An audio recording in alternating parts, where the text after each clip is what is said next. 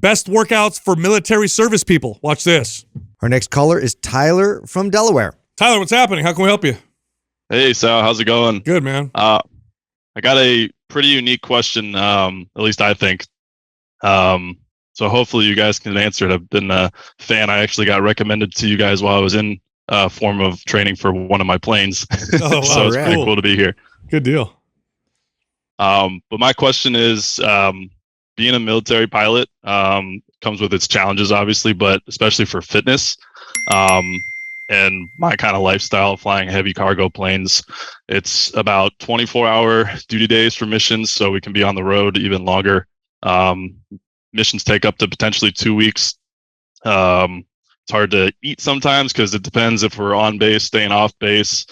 Not all the time do we have the efficient gym equipment. Like this last time I stayed in a so-called resort that had a 15-pound kettlebell and 2 5-pound dumbbells. So between that, my hectic duty day, sometimes I have to prioritize sleep because I need to be able to perform safely and fly the aircraft the next day.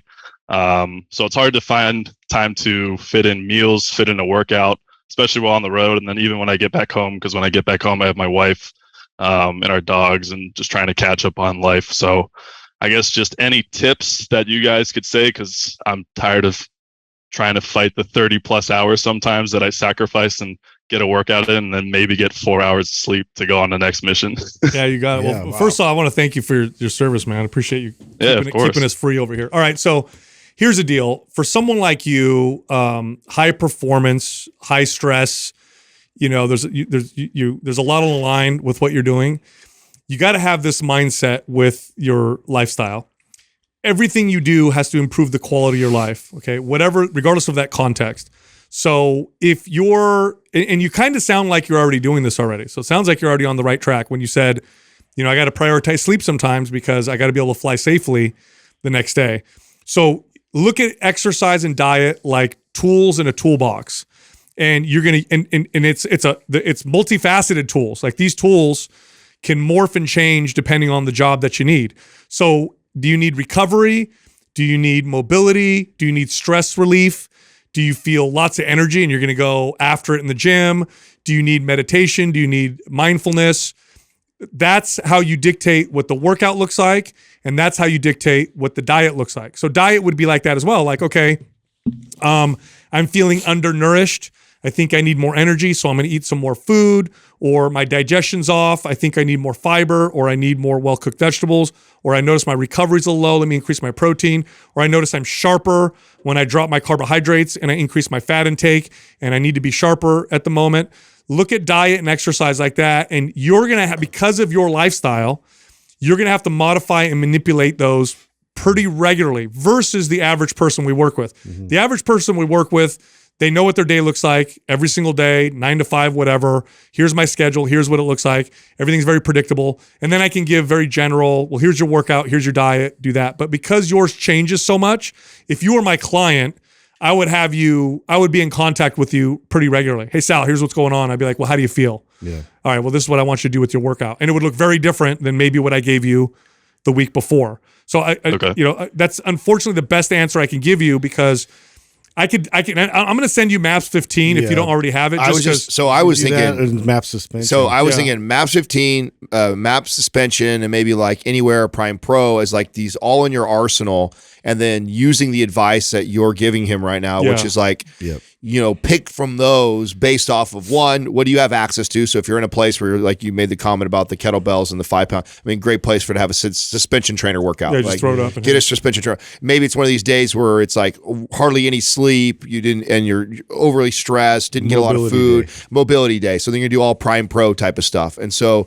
you're making you're not following like one of our programs traditionally like most people would. You're literally picking and choosing from the arsenal of workouts that we have based off of what's going on in your life. Yeah, what you need, how you feel, what's going on, type of deal. Okay. Does that make sense?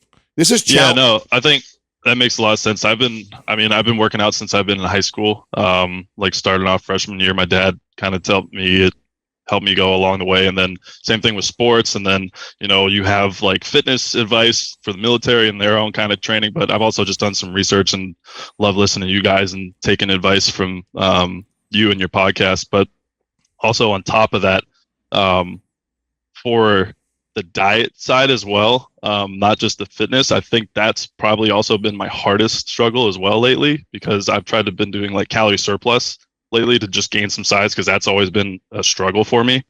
But like I said, being out on the road and the limited options, sometimes it's hard to kind of find that diet. And one of the hardest things about having a body composition goal at the stage of your life that you're in right now is it's just it'll get interrupted so much. Yeah, it's just not ideal. Like, I mean, Sure. it's not to say that you can't potentially build some muscle or get stronger during all this stuff. I'm not saying that.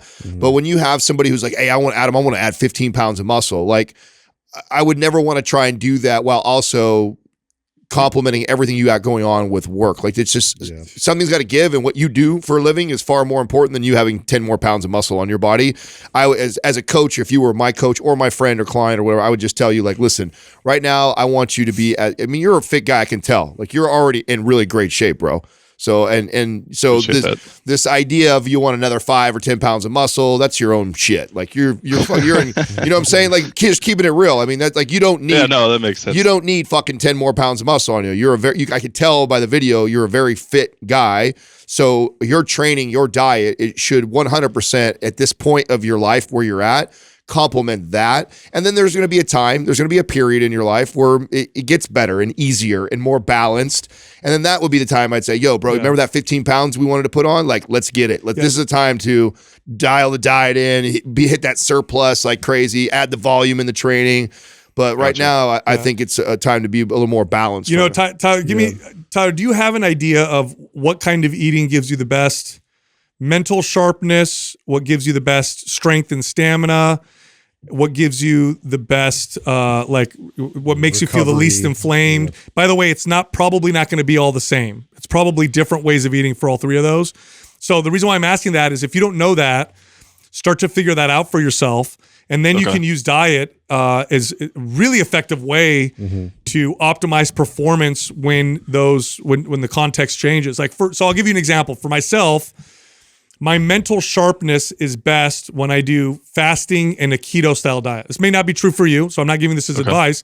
This is just for me, right? So when I travel to do podcasts, which I'll do sometimes for the show, I'll travel to LA or other places, and I'm doing podcasts all day. I'm usually fasting quite often, and I'm eating a ketogenic style diet, so I could be the best on the podcast. That's not the best performance diet for me, though. If I want to be strong in the gym and get the best pumps, fasting and keto is not it. So when I'm here and everything's stable and I'm like, I want to get strong, then I'll eat in a surplus and I'll eat carbohydrates and I'll eat starchy foods to boost that for myself. When I notice my gut is off, I also have a diet that's a little different. When my inflammation is high and I notice kind of just general stiffness, then my diet also changes. So if you can identify that for yourself, and then you can look ahead and be like, I'm going on a mission and I'm going to be up all night flying this plane, and I feel best when I eat this particular way for that particular style of performance, then you can lead up to it and eat in that particular way. Versus, when I'm home, I'm going to be at home for the next 3 weeks.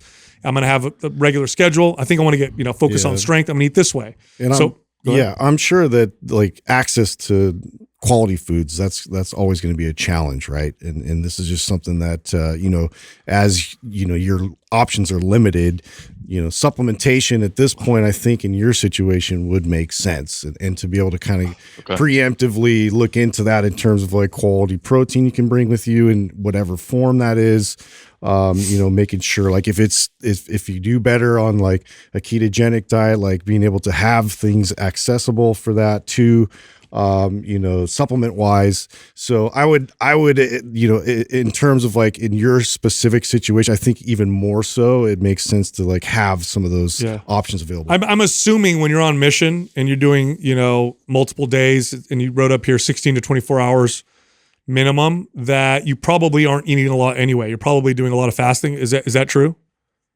you do forget to eat every once in a while because we're in the plane doing stuff, especially when we fly across ocean. There's a good amount of lull time, but there's also checklists that we have to do in order to stay safe because there's little control out there. And then it gets way hectic when you get close to the field. So it's kind of like the beginning and the end are the most hectic, and the middle is like somewhat, but we have this tiny little oven in the back of the jet that I'll try and make food ahead of time. But then when we're on the road, it's harder to continue eating those meals.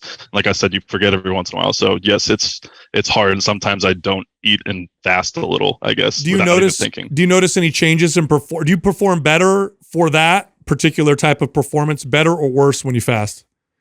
I think actually a little worse. I think the food helps to supply some energy to me, and then also just keeps me up.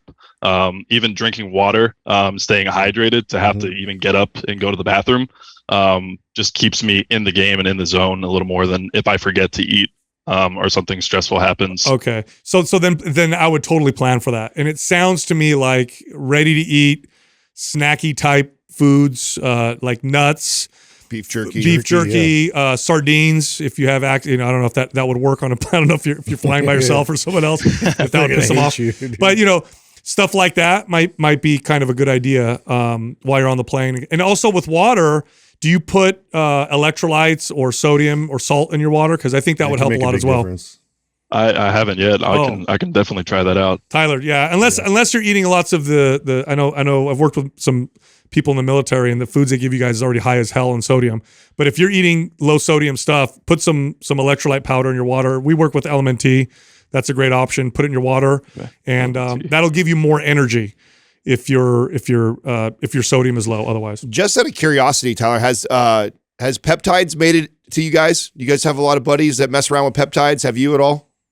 I personally haven't heard of that. Oh, okay, interesting. They might not be allowed to. Why? Are you what? The Air Force? Well, I don't know. Yeah, I don't know. I'm not the. Listen to the. Did you listen to the episode with Dr. Seed that we just did? Dr. Seeds, yeah. I have not. I actually just got back. I was trying to talk with you guys last week. I just got back from Spain, and I was pretty busy over there. Yeah, dude. So if you get a chance, listen to that episode, and then and if you have questions, you can get. We have a website, mphormones.com, and you can get a consult in there. I'm pretty sure they're okay to have peptides, but just something for you to look into. Check it out. Yeah, I just wrote it down. I've been jotting down notes the whole time, but I'll check it out, and I'll make sure to ask our flight doc too. Yeah, they got some nootropic ones that might be interesting. That's great ones. I know that's what. But I know that I think the military also gives them. That's why I asked. I was asking. Modafinil. I thought maybe you guys were already like giving them to them. So if they're, I'm just curious. So check it out. One, obviously find out, make sure it's fine, but which I think it is okay. And then there's some things in there that I think you might see some benefits from. Yeah, but we'll send you Matt's 15 minutes, so you got that, all right? Awesome, I appreciate that. And then so basically in a nutshell, just diet for energy during the flight, and then what I can on the road, and then just constantly adapting the workouts. Constantly. Yep. Okay. Yep. All right, man. Thanks, awesome. Tyler. Well, thank you. Yeah, thank you guys so much for the advice. I love your show, love watching you, and I'll look forward to seeing more. You got it, brother. Thanks, Tyler. Thank you. That's rough, man. 24 hours, days in a row, dude, flying a plane. Oh, I'm sure he forgets to eat all the time. Oh, that would be so brutal. Well, right away I thought about the Dihexa and the C-Max and all the stuff. I would just keep them sharp and alert. But I wonder. I think that they give them. That's what I thought. Modafinil. Well, that's why I asked him. Yeah. I thought maybe they would already be giving it to him. So I wonder if maybe fighter pilots, or maybe even like Adderall or something like that, methamphetamines that might even be prescribed at certain times. It's really interesting. But that's such a obviously when we give advice on the podcast, we're talking to most people.